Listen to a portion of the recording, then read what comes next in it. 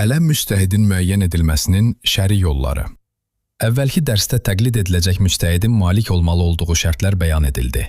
Bu dərsdə isə ələm müctəhidin, yəni digər müctəhidlərlə müqayisədə fiqh və şəri hökmlərin istinbatında daha üstün elmi səviyyəyə malik olan müctəhidin müəyyən edilmə yolları izah olunur. Şəri baxımdan ələm müctəhidi tanımağın 3 yolu vardır. Birinci yol, şəxsi elm və yəqinlik.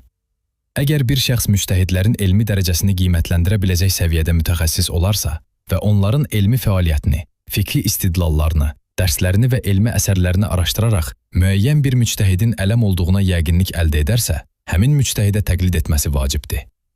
İkinci yol, 2 adil və xəbərdar mütəxəssisin şəhadəti. Əgər 2 adil və müctəhidlərin elmi səviyyəsini müəyyən etməkdə səlahiyyətli mütəxəssis müəyyən bir müctəhidin ələm olduğuna şəhadət verərsə, onların sözünə etimad edilərək həmin müctəhidə təqlid etmək olar.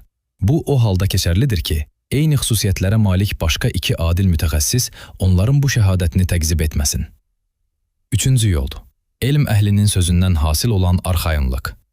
Əgər elm və ixtisas əhli arasında məşhur olan rəy nəticəsində müəyyən bir müctəhidin ələm olması barədə insanda etimad və arxayınlıq, itminan yaranarsa, həmin arxayınlığa əsasən ona təqlid etmək caizdir.